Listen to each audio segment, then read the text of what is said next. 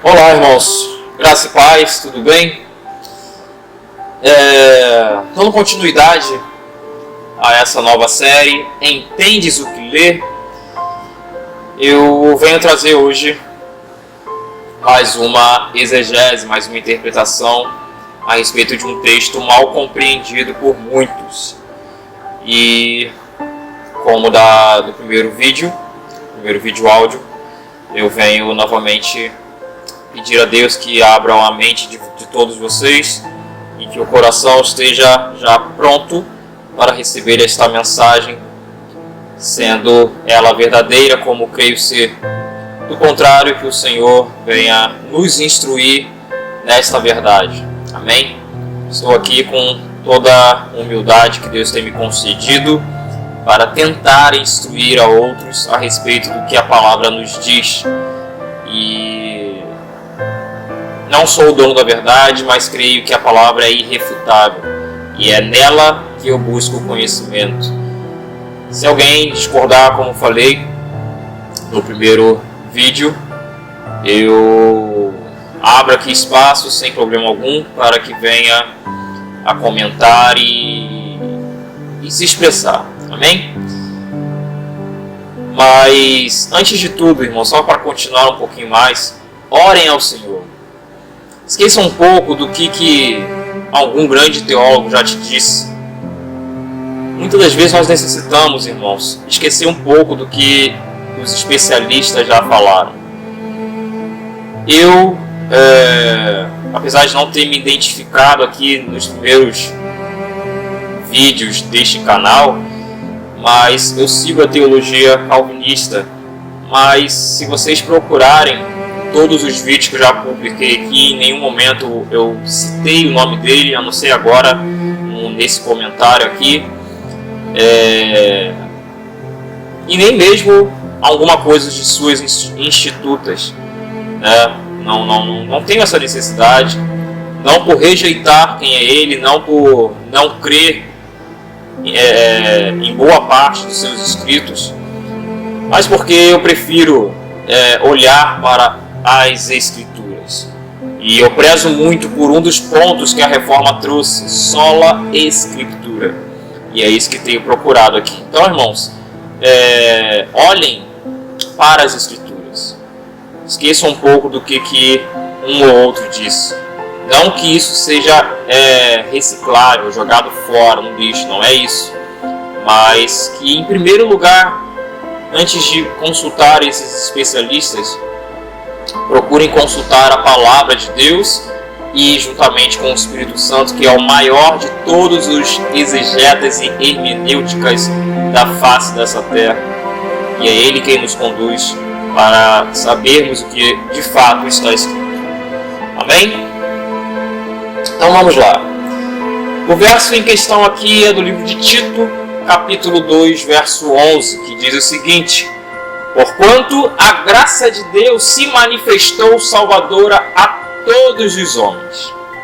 O que se diz sobre esse verso, irmãos? Muitos querem usar esse verso para comprovarem as suas teses, ou a sua tese, melhor dizendo, de que Deus tem o desejo de salvar a todo e qualquer ser humano. Bom, eu não quero discutir isso aqui neste momento, ou seja, falar isso neste momento, mas sim trazer a real intenção deste texto aqui, do que Paulo está falando para Tito. E aí vocês tiram as suas próprias conclusões no final. Amém? Então, como já sabemos, esse versículo ele por diversas vezes é visto de maneira errada.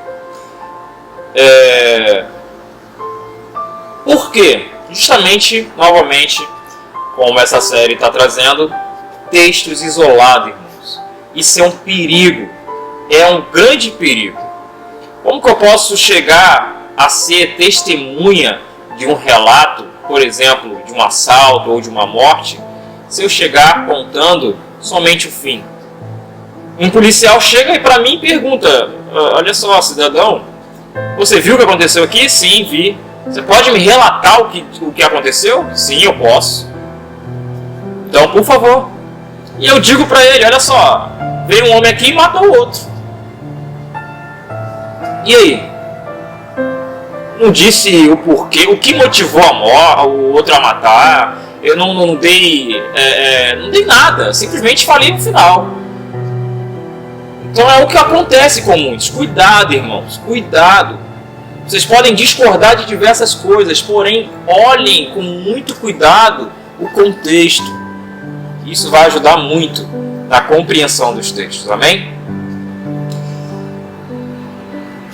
Eu creio que todos que procuram interpretar texto, né, já sabem que para uma boa interpretação exegética, antes de decidirmos sobre o significado do texto, necessitamos antes decidir a respeito do sentido do texto referido. O sentido que você aplicar ao texto determinará o significado final de sua interpretação, podendo, com toda certeza, trazer um acerto perfeito ou um erro grotesco e, dependendo do caso, até mesmo você vir a cometer uma heresia. Percebem a gravidade disso? Temos que ter cuidado. Nesse texto de Tito, capítulo 2, verso 11, eu decidi usar o sentido literal. Tá? Eu creio que todos já sabem que normalmente se usa 3 tipos de sentido para interpretar texto. O sentido literal, ao qual nós entendemos tudo que ali está escrito de forma literal, né? Não tem muito o que dizer. Ou de forma alegórica, comparativa, como se fosse da forma que, enfim, você compara coisas, você traz analogias para trazer luz a uma ideia a ser construída.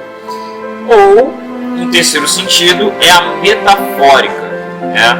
Vista muito nos livros proféticos.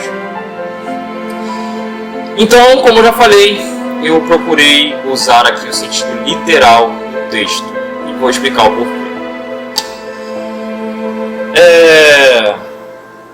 Decidido o sentido do texto, né, agora nós temos que ir para o seu contexto. Algumas informações é muito bom, irmãos, que nós tenhamos antes de também pegarmos o texto para interpretá-lo. A carta feita por Paulo a Tito é considerada uma carta pastoral, juntamente com 1º e 2º Timóteo. Ou seja, isso significa que Paulo tem o irmão Tito como um filho na fé. Vocês podem conferir isso lá em Tito, capítulo 1, verso 4. Tito, ele era um cristão gentil, nascido na Grécia. Comecem a guardar todas essas informações. Veja lá em Gálatas, capítulo 2, verso 3. Ele participou com Paulo da pregação da palavra em Creta. E ali ele foi deixado para continuar o trabalho. Veja também Tito, capítulo 1, verso 5. Então, a partir dessas informações simples e rápidas, como se fosse um pano de fundo do que irei falar aqui, nós já podemos começar a compreender. Não há nada nesta carta que seja direcionada para toda e qualquer pessoa, mas sim para os que são da Igreja de Cristo. Compreenderam? Então, agora nós vamos entender o porquê. No capítulo 1, a partir do verso 1 da carta a Tito, Paulo inicia sua saudação de um jeito bem peculiar, ou seja, único e restrito. Vocês podem procurar, como eu fiz essa pesquisa, se acharem, por favor, comentem que eu procuro me retratar, mas eu não achei, irmãos. Somente na carta a Tito, Paulo ele se apresenta da forma que ele se apresenta aqui na carta ao seu irmão Tito, ao seu filho na fé Tito. Ele diz: Paulo, servo de Deus e apóstolo de Jesus Cristo, para promover a fé que é dos eleitos de Deus e o pleno conhecimento da verdade segundo a piedade. É somente aqui que Paulo fala dessa forma. Então, quando ele se apresenta ao seu destinatário, Paulo menciona que seu chamado ao apostolado tem como objetivo promover a fé.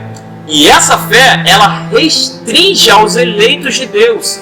E ainda acrescenta que essa fé veio por intermédio do pleno conhecimento da verdade, que é o Evangelho, segundo a piedade. Nos versos 2 e 3, Paulo finaliza a sua saudação, mostrando ao leitor que o Evangelho pregado com toda a piedade gera uma esperança de que se ele obter, de se obter vida eterna, e que Deus não pode mentir, né? Que Ele prometeu antes dos tempos eternos e em tempos devidos. Ele também manifestou a sua palavra mediante a pregação que foi confiada a Paulo por mandato de Deus.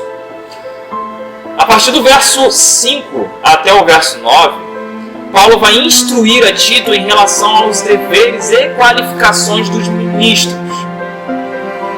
Já do verso 10 ao 16, Paulo adverte Tito a respeito dos falsos mestres com suas falsas doutrinas.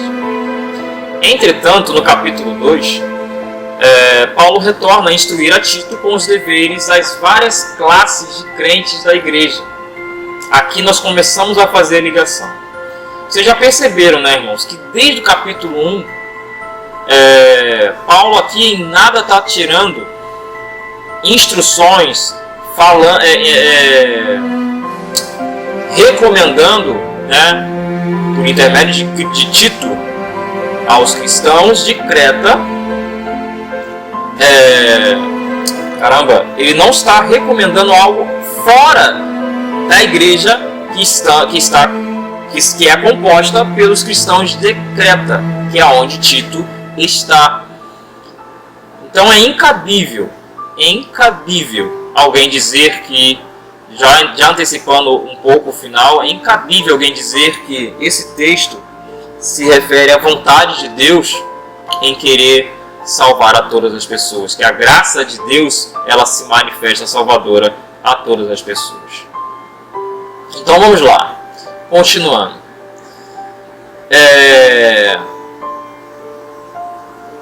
Ele começa a falar a respeito dos deveres dos idosos, verso 2.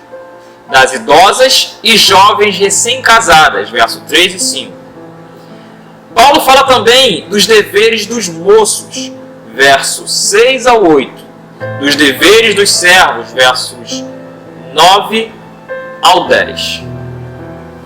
Então, com todo esse contexto, irmãos, novamente eu digo, não há espaço nenhum nesta carta de Paulo que nos indique que ele escreva qualquer coisa a respeito de quem não é cristão, irmão. Ou nunca será um de fato. Pelo contrário, ele somente instrui os que são cristãos ou aqueles que virão a ser.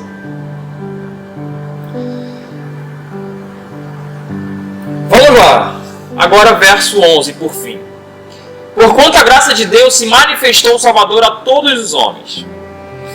Essa palavra porquanto, que inicia o verso, ela tem como objetivo na gramática ligar uma oração com a outra. Ou seja, tudo o que Paulo menciona nos versos anteriores, desde o capítulo 1 até o capítulo 2, verso 10, ele agora passa a fazer uma ligação.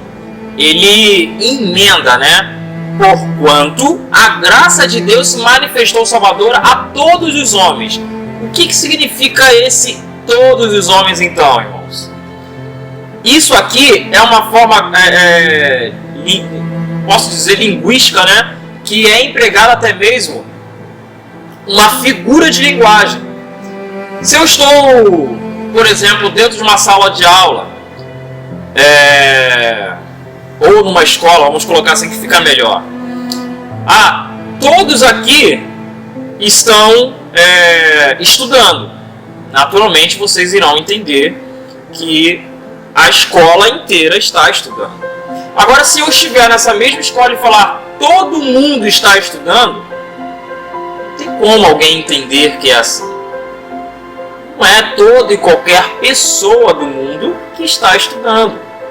Muitas já terminaram seus estudos e não querem mais estudar. Muitas pararam com seus estudos e não querem mais estudar. Há muitas crianças ainda que não têm condição de estudar, enfim. Então essa palavra todos, muitas das vezes é usada na Bíblia como um exagero de linguagem, como uma hipérbole também, né, que é, no caso, um exagero de linguagem. Então, quando ele diz todos os homens, ele está se referindo a todas as classes de homens, ou seja, de seres humanos, né, a qual ele já referiu. Os idosos, as idosas, os moços, as jovens recém-casadas, não é? Os pobres, os ricos, enfim, a todas as classes. Ela, sim, a graça de Deus, ela é manifesta a todos, a todas as classes. Aqui cabe, né, aquele verso que agora eu não me recordo onde está, que Deus não faz acepção de pessoas. Então, a salvação, ela sim é manifesta a todos. Todos o quê? Quem? A todos os seres humanos, preto, negro, branco, rico, pobre, americano, brasileiro, todas as raças.